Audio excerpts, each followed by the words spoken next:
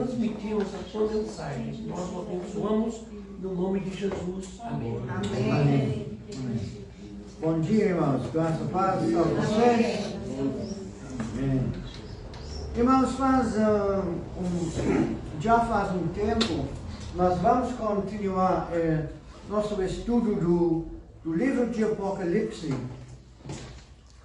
Irmãos, tendo terminado as mensagens do Senhor às 7 igrejas, chegamos no nosso estudo à terceira divisão do livro de Apocalipse, a terceira revelação que o Senhor deu ao João. Vocês devem se lembrar que o Senhor disse ao João para escrever primeiro as coisas que eram. Capítulo 1. Segundo, as coisas que são, a era da igreja. E terceira, as coisas que hão de ser. Capítulos 4 a 22. Abra sua Bíblia comigo em Apocalipse, capítulo 4, versículos 1 a 5. Apocalipse, capítulo 4, versículos 1 a 5.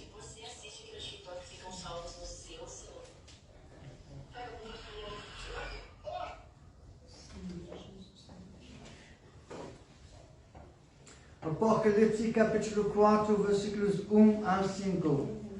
Depois desses acontecimentos, observei porta no céu, e a primeira voz que eu ouvirá, voz como de trombeta, falando comigo, chamou-me, sobe até aqui, e eu te revelarei os eventos que devem ocorrer depois destes.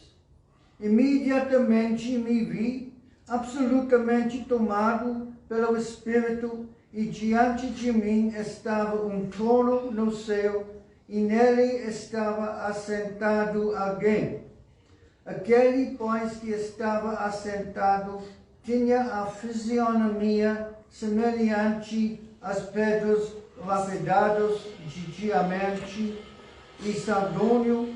Ao redor do trono reluzia arco-íris, parecendo uma esmeralda.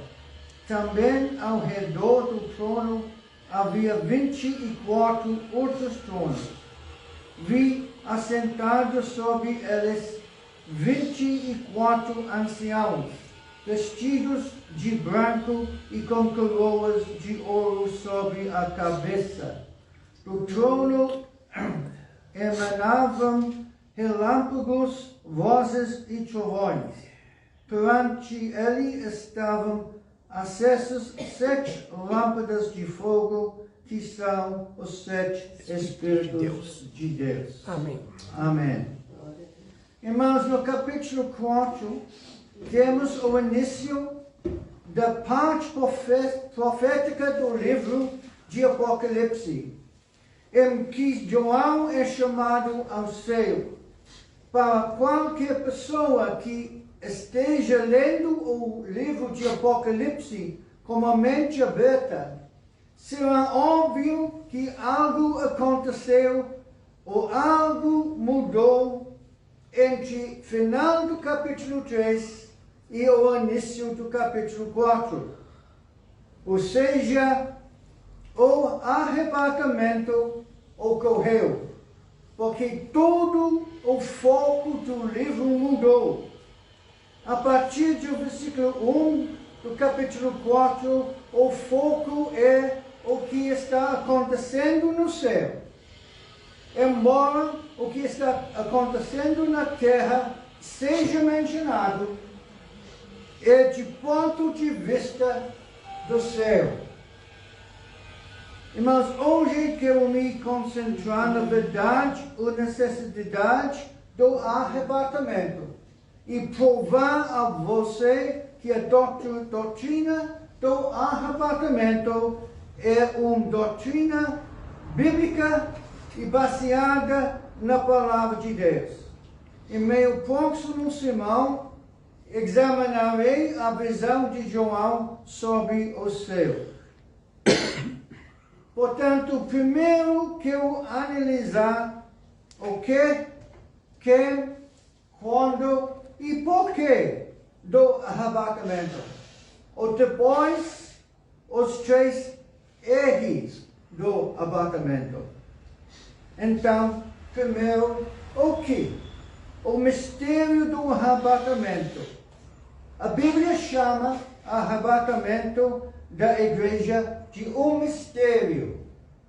Mas isso não significa que seja algo não possa ser entendido. Na Bíblia, um mistério é algo que esteve oculto no Antigo Testamento, mas que agora é revelada no Novo Testamento. Se olharmos para o versículo 1 de nossos textos, nós veremos o arrebatamento. João ouve uma voz como de trombeta, que diz: sobe até aqui, e eu te revelarei os eventos que devem ocorrer depois destes. E João é arrebatado para o céu por aquela porta. Isso, meus amigos, é o arrebatamento da igreja. Abram comigo em 1 Tessalonicenses capítulo 4. 1 Tessalonicenses capítulo 4. Nós vamos começar lendo no versículo 13. No versículo 13. Paulo diz: não desejamos, no entanto, irmãos, que sejais ignorantes em relação... Não desejamos, no entanto, irmãos, que sejamos ignorantes. De acordo com o livro de Atos, capítulo 17, Paulo passou pelo menos 15 dias e no máximo 27 dias em Tessalônica e ensinou a eles as doutrinas fundamentais da fé cristã. No entanto, parece que eles estavam confusos sobre a sequência do arrebatamento. Eles estavam aguardando o arrebatamento, mas estavam preocupados com o fato de aqueles que morreram antes do arrebatamento teriam que esperar até a ressurreição dos mortos no final do milênio. Então Paulo escreve a eles e diz: não desejamos, vamos continuar lendo, não desejamos, irmãos, que vocês sejam ignorantes em relação ao que já dormem no Senhor, para que não vos entristeçais como os outros que não possuem esperança. Irmãos, graças a Deus, não estamos sem esperança neste mundo. Pois sabemos que um dia nós reuniremos com nossos entes queridos que morreram no Senhor. Vamos continuar. Porquanto, se cremos que Jesus morreu e ressuscitou, da mesma maneira devemos crer que Deus, por intermédio de Jesus, trará juntamente com Ele os que nele faleceram. Quando um cristão morreu, seu corpo permanece na sepultura, mas seu espírito vai para estar com o Senhor. Amém. Portanto, quando Jesus vem no arrebatamento, Ele traz os espíritos dos mortos em Cristo com Ele, para se reunirem com seus corpos. Agora, você pode me dizer: E quanto àqueles cujos corpos não foram enterrados inteiros ou cremados, Deus é capaz de reunir seus corpos novamente. Vamos continuar lendo 1 Tessalonicenses capítulo 4.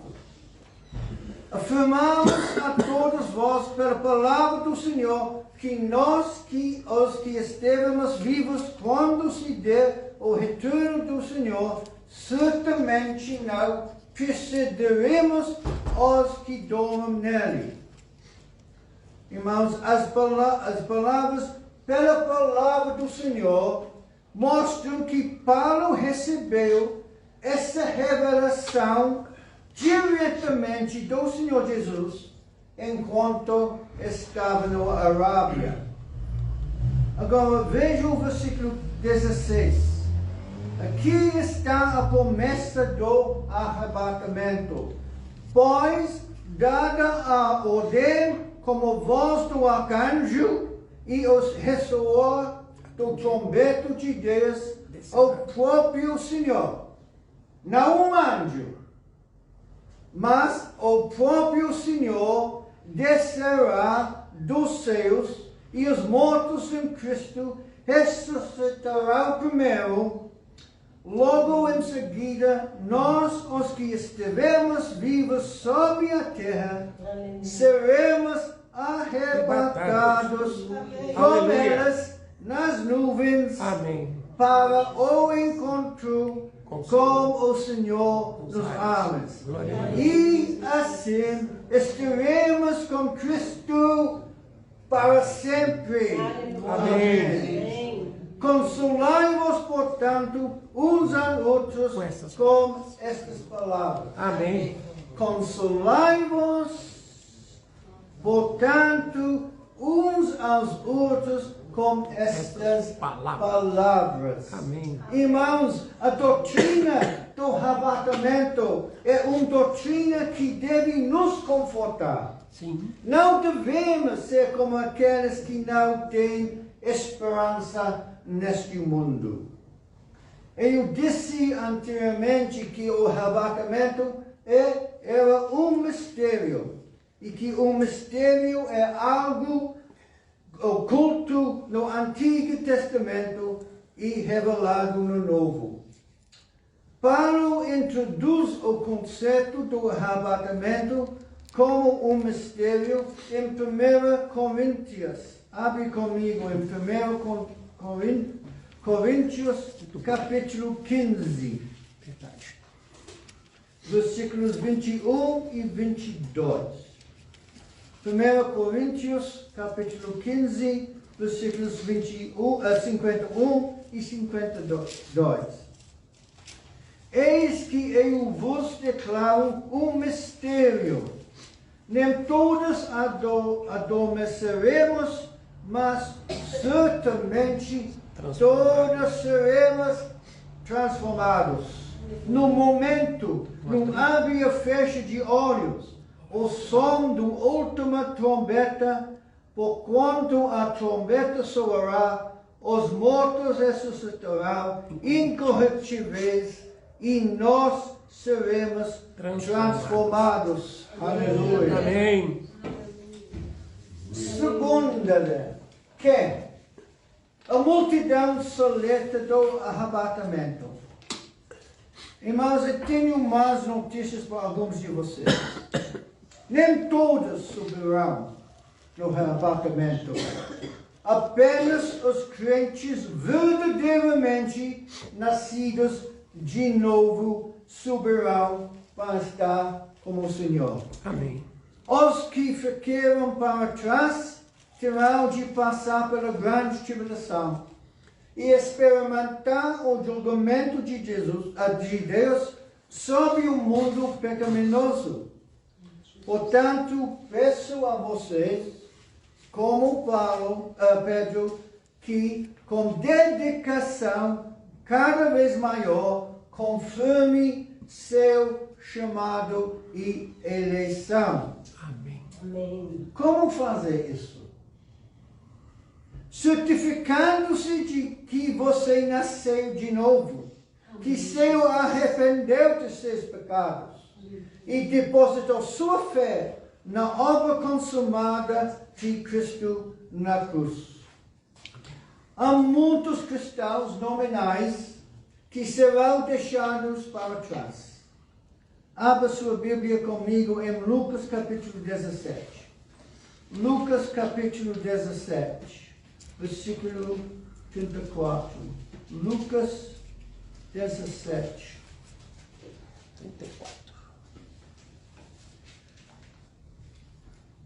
34. Eu vos asseguro que naquela noite 2 pessoas estarão numa cama. Uma será levada e a outra deixada. 2 mulheres estarão no campo. Uma será tirada e a outra deixada. 2 trabalhadores estarão no campo. Um será tomado e a outra deixado.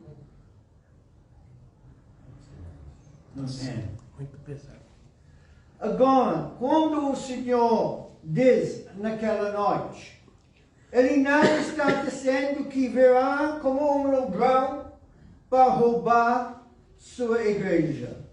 Paulo deixa isso claro no capítulo, na passagem de Tessalonicenses que lemos.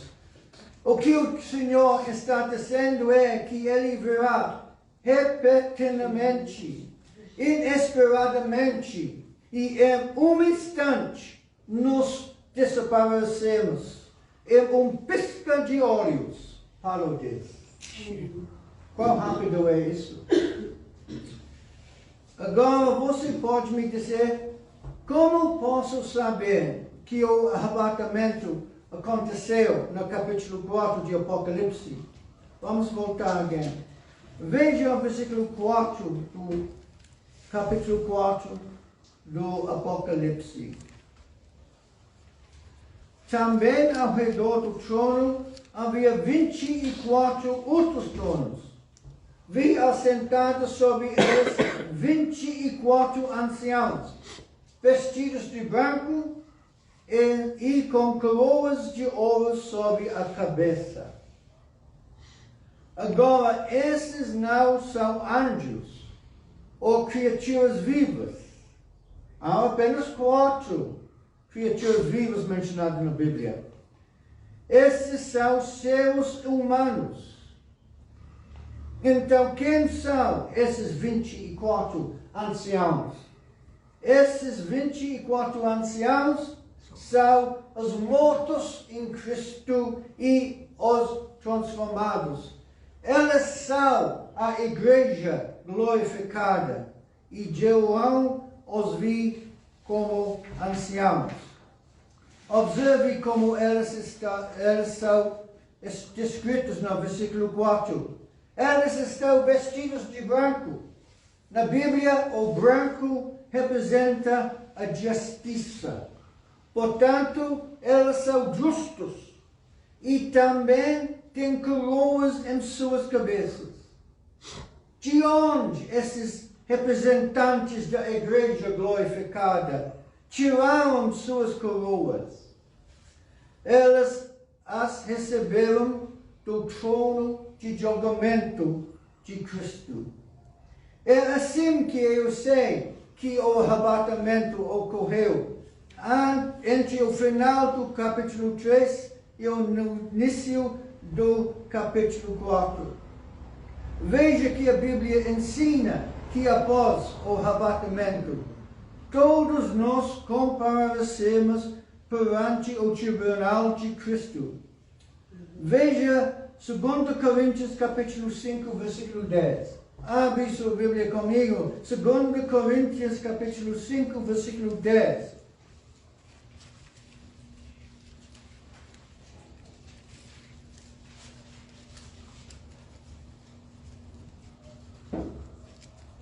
Segunda Coríntios capítulo 5, versículo 10. Porquanto todos nós deveremos comparecer diante do tribunal de Cristo. Portanto, se os 24 anciãos têm coroas, elas devem ter aparecido no tribunal de Cristo. E, portanto, o arrebatamento deve ter ocorrido. Portanto, se o arrebatamento ocorreu, e a pergunta é quando ela vai ocorrer. Isso me leva ao quando. Quando ocorrerá o arrebatamento? Versículo 1 de nosso texto, capítulo 4 do Apocalipse, diz: depois desses acontecimentos, observei porto no céu, e a primeira voz que eu ouvirá, voz como de trombeta. Lembra-se do som da trombeta em 1 Tessalonicenses? Falando comigo, chamou-me, sobe até aqui, e eu te revelarei os eventos que devem ocorrer depois destes. Agora, veja o versículo 2.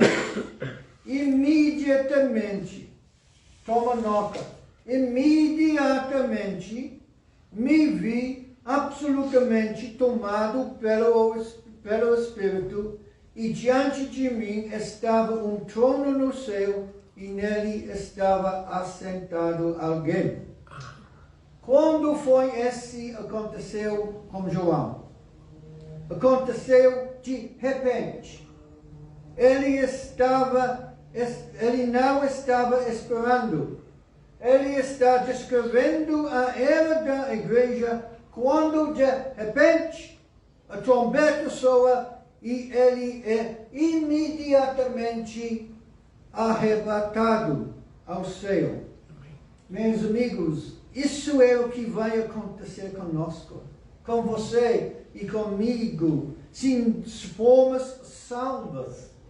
Estamos vivendo na era da igreja, mas você perceberá que ao ler Apocalipse, não há menção da igreja do capítulo 4 em diante.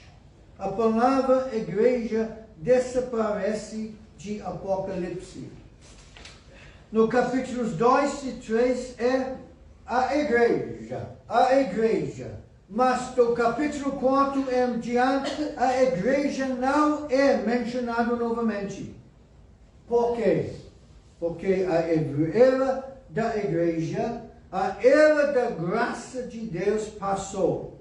A trombeta soou e a igreja foi arrebatada na aras para encontrar o Senhor. Amém.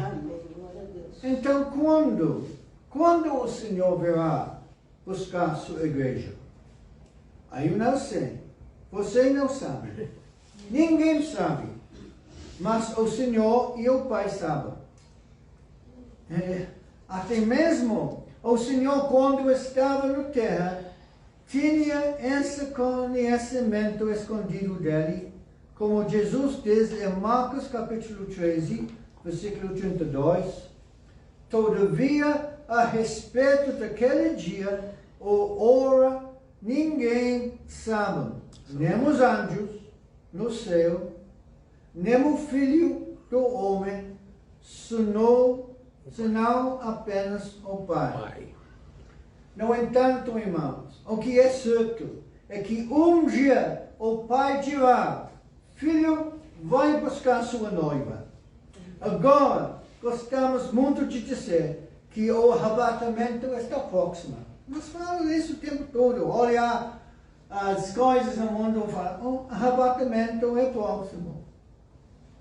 E que pode acontecer hoje à noite, amanhã, mas se formos honestos, não esperamos que aconteça hoje ou amanhã. Mas, irmãos, um dia nós podemos dizer isso e estaremos certos. Você está pronto?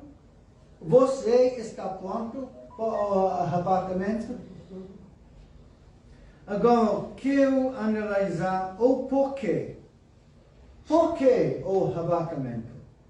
Por que não esperar até a ressurreição geral?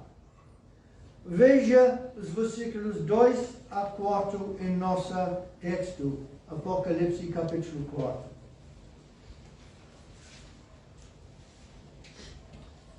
Versículos 2 a 4. Imediatamente me vi absolutamente tomado pelo Espírito, e diante de mim estava um trono no céu, e nele estava assentado alguém.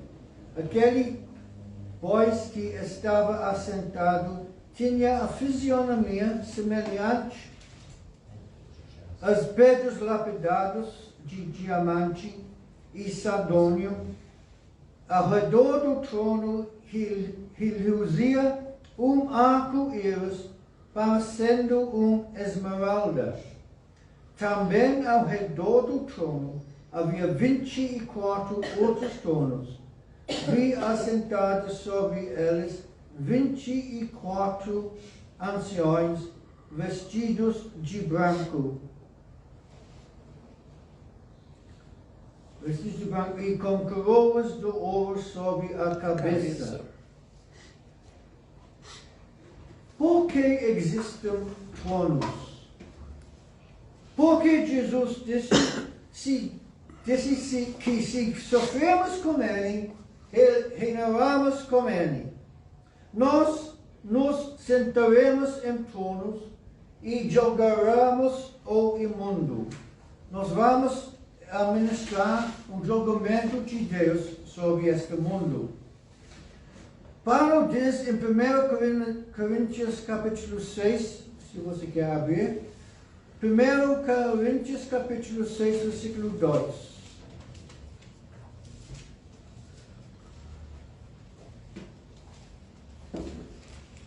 1 Coríntios capítulo 6, versículo 2.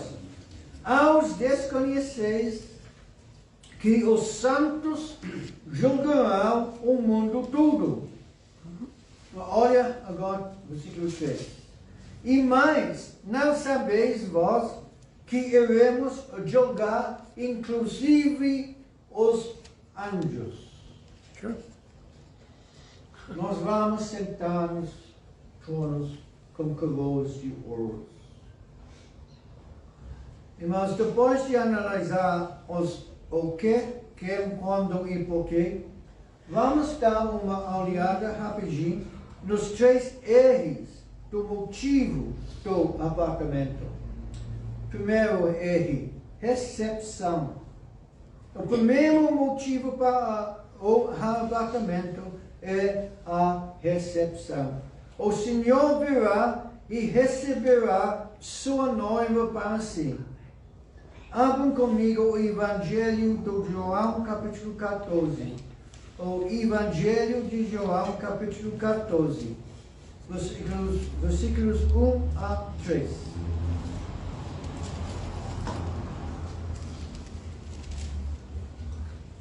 Não permiteis que o vosso coração se preocupe.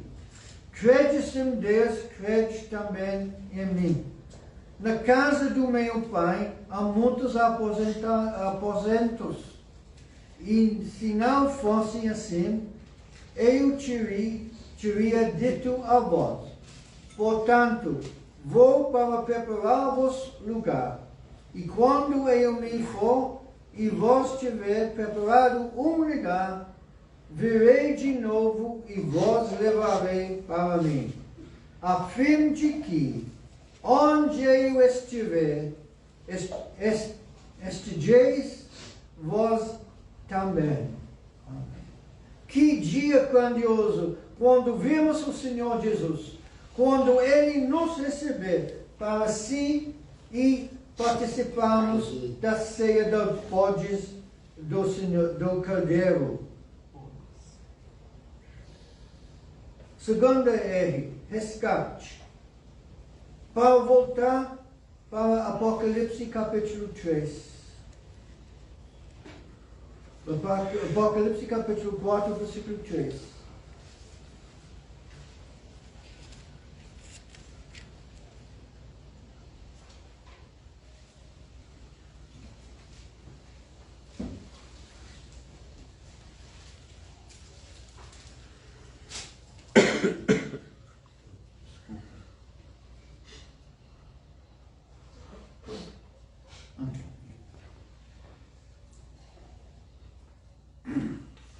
Aquele, pois, que estava assentado tinha a fisionomia semelhante às pedras, lápidas de diamante e sardônia. Ao redor do trono realiza arco-íris parecendo uma esmeralda. Ao redor do trono de Deus há arco-íris.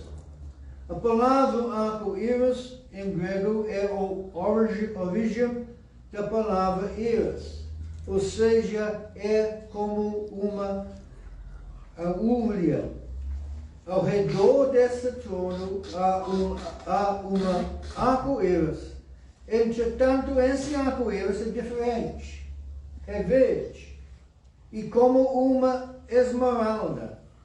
Em toda a volta do trono há arco-íris esmeralda. Agora veja o versículo 5, desculpa. Versículo 5 de Apocalipse, capítulo 4. Do trono emanavam relâmpagos, vozes e trovões. Perante ele estavam acesas 7 lâmpadas do fogo, que são os 7 Espíritos de Deus. Agora, uma arco-íris significa a tempestade passou. Mas os raios e trovões significam que a tempestade está chegando. Além disso, esse arco-íris é um círculo perfeito. É uma íris. É uma aurélia. E é verde. Normalmente, os arco-íris não são verdes. Entretanto, a verde é a cor da vida. O que significa o arco-íris? Ele representa a aliança de Deus com seu povo. Quando Noé e sua família saíram da arca, Deus colocou um arco-íris no céu e disse a Noé que esse era um sinal de sua aliança com Noé e sua descendência. Não. Esse lindo arco-íris esmeralda ao redor do trono fala da aliança de Deus conosco, dizendo nós que fomos arrebatados para estar com o Senhor e que para nós há um resgate. A tempestade para nós acabou. Mas aqui na terra, uma tempestade está se formando e esta tempestade é a grande tribulação. Terceiro R, reunião. O capítulo 4, versículo 4, fala de 24 anciãos que representam a igreja glorificada. Todos aqueles que foram arrebatados para encontrar o Senhor nos ares. Abre de novo comigo em 1 Tessalonicenses, capítulo 4, versículos 16 a 18. 1 Tessalonicenses, capítulo 4, 16 a 18.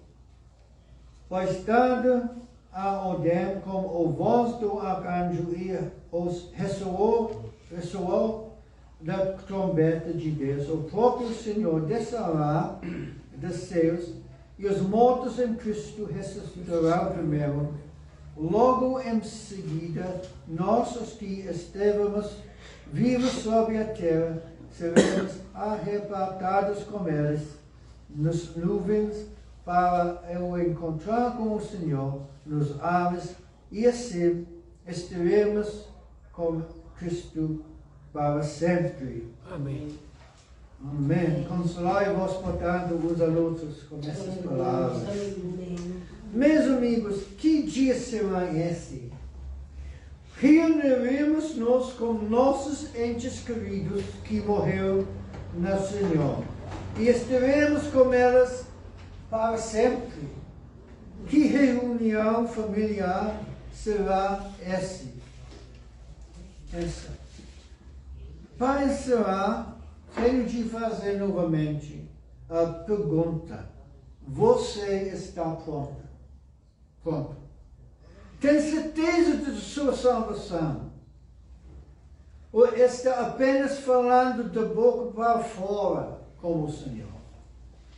Mais uma vez peço que você tenha certeza de seu chamado e eleição. Vamos orar. Nosso Deus, nosso Pai, nós agradecemos, Pai, por seu amor, sua misericórdia, sua graça. Nós agradecemos, Pai, por essa promessa, essa esperança que nós temos, que um dia nós vamos ser levantados nas nuvens para encontrar como o Senhor, nosso Senhor Jesus Cristo. Pai, eu peço agora que alguém está assistindo essa gravação vivo ou vai assistir este vídeo depois, que Pai, que você fala através desta palavra para elas, que elas tenham certeza da sua salvação.